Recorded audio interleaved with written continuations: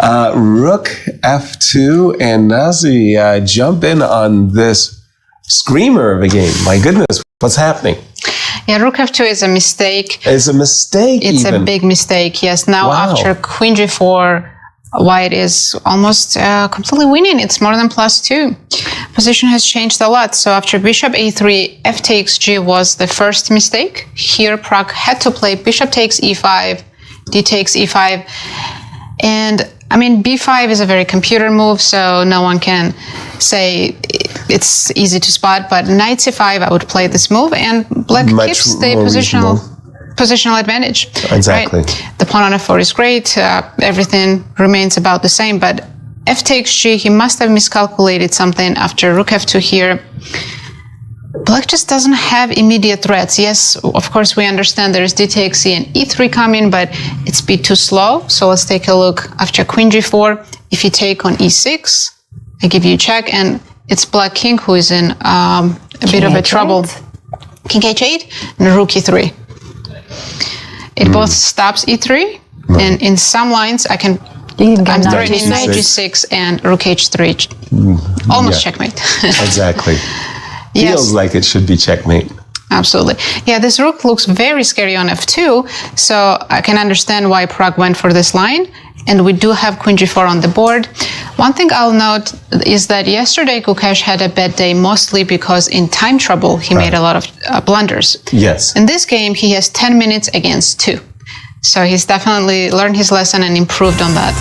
And here is our challenger to the world champion, I know, GUKESH. 17 years old, our youngest participant, also a tour regular with a universal rating of 27.35, and in 2022 he did win the gold medal at the Chess Olympiad.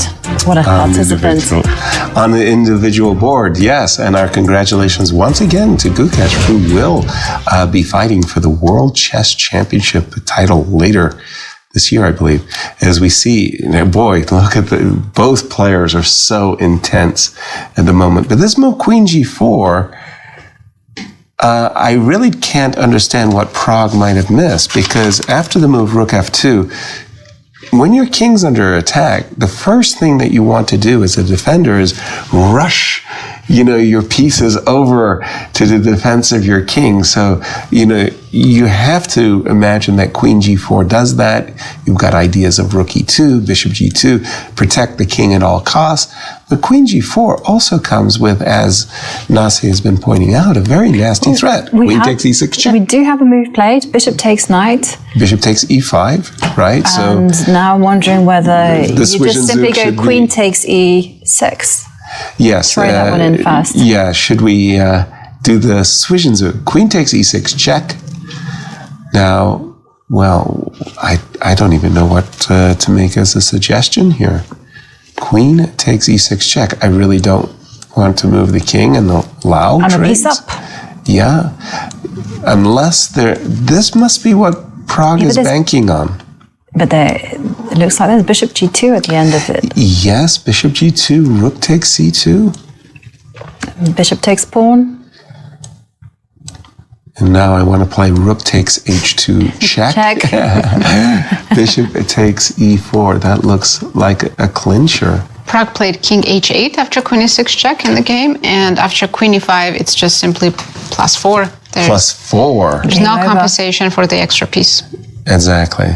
I won't argue there at all. Queen takes E5. And again, it's one of those positions that it looks like there should be some danger around White's king, but no, it's empty-handed. It's a very strange mistake from Pragg, because usually he's one to calculate thoroughly through any type of sacrifice. Yes. And so just to kind of go into this position, it kind of almost feels like he did it on intuition, because it looks really scary. Right. It does, but as we've seen from the computer engine, Queen takes E5 will be +4. Wow.